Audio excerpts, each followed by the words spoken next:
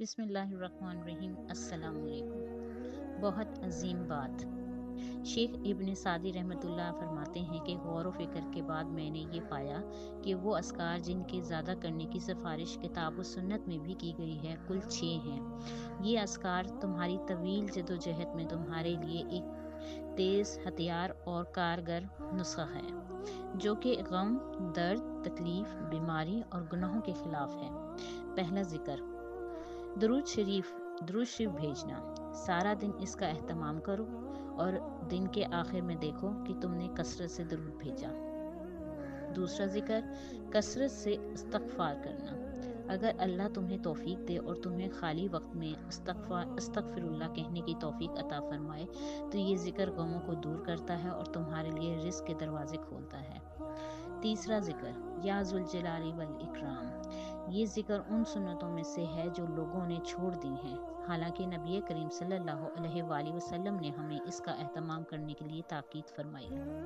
نبی کریم صلی اللہ علیہ وآلہ وسلم نے فرمایا، یا ذوالجلال والاکرام کا مطلب یہ ہے کہ کثرت سے کہنا اور پابندی سے کہنا کہ یا ذوالجلال کا مطلب ہے اے جمال، کمال اور عظمت والے، والاکرام کا مطلب ہے عطا کرنا اور سخاوت والے۔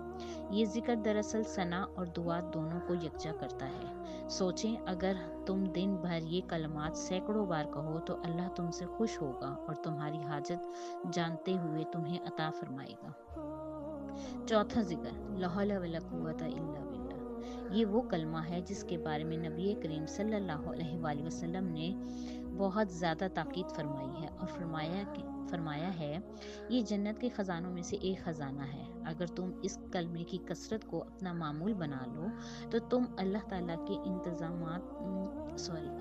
کے نظام میں حیرت انگیز لطف اور کرم اور نعمت دیکھو گے۔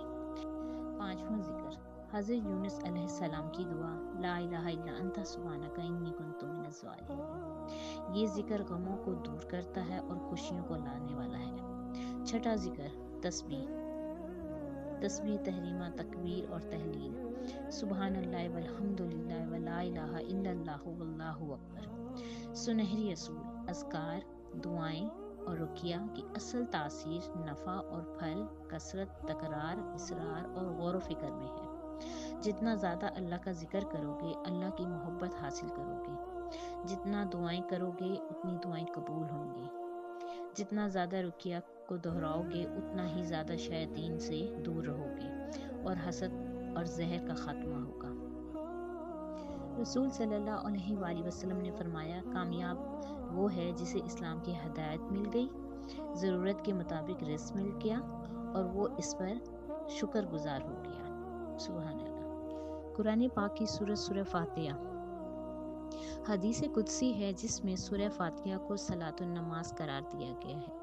یہ مسلم شریف کی روایت ہے کہ حضرت ابو ہریرہ اس کے راوی ہیں، جو بیان کرتے ہیں کہ میں نے رسول اللہ صلی اللہ علیہ وآلہ وسلم کو یہ ارشاد فرماتے ہوئے سنا کہ اللہ تعالیٰ فرماتا ہے کہ میں نے نماز کو اپنے اور اپنے بندے کے درمیان 2 برابر حصوں میں تقسیم کر دیا ہے۔ اس کا نصف حصہ میرے لیے اور نصف حصہ میرے بندے کے لیے ہے، اور میرے بندے کو وہ عطا کیا گیا ہے جو اس نے طلب کیا۔ جب بندہ کہتا ہے الحمدللہ رب العالمین تو اللہ تعالیٰ فرماتا ہے کہ میرے بندے نے میری حمد کی، میرا شکر ادا کیا۔ جب بندہ کہتا ہے الرحمن الرحیم تو اللہ تعالیٰ فرماتا ہے کہ میرے بندے نے میری ثنا کی۔ جب بندہ کہتا ہے مالک یوم الدین تو اللہ فرماتا ہے کہ میرے بندے نے میری بڑائی اور بزرگی بیان کی۔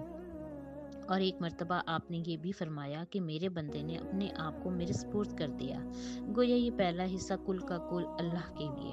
پھر جب بندہ کہتا ہے ایاک نعبد و ایاک نستعین تو اللہ تعالیٰ فرماتا ہے کہ یہ حصہ میرے اور میرے بندے کے مابین مشترک ہے اور میں نے اپنے بندے کو بخشا، اس نے مانگا۔ پھر جب بندہ کہتا ہے اہدنا الصراط المستقیم صراط الذین انعمت علیہم غیر المغضوب علیہم ولا الضالین تو اللہ تعالیٰ فرماتا ہے کہ یہ حصہ کل کا کل میرے بندے کے لیے ہے اور میرے بندے نے جو کچھ مجھ سے طلب کیا میں نے اسے بخش دیا۔ اس حدیث کی روح سے سورہ فاتحہ کے 3 حصے بن جاتے ہیں۔ پہلا حصہ کل کا کل اللہ تعالیٰ کے لیے، دوسرا آخری حصہ کل کا کل بندے کے لیے، جبکہ درمیانی اور مرکزی آیت ایاک نعبد و ایاک نستعین بندے اور اللہ کے مابین قول و قرار ہے۔ گویا اس کا بھی نفس اول اللہ کے لیے اور نفس ثانی بندے کے لیے۔ اس طرح نفس کی تقسیم بہتام کمال پوری ہو گئی۔ ایک بات یہ بھی ہے کہ اس سورہ مبارک کے اختتام پر آمین کہنا مسنون ہے۔ آمین کے معنی ہے اے اللہ ایسا ہی ہو۔ اس سورت مبارکہ کا اسلوب چونکہ دعائیہ ہے، لہٰذا دعا کے اختتام پر آمین کہہ کر بندہ گویا پھر بارگاہ الہی میں عرض کرتا ہے کہ اے پروردگار، میں نے یہ عرض تیرے حضور پیش کی، تو اسے شرف قبول عطا فرما۔ آمین ثم آمین۔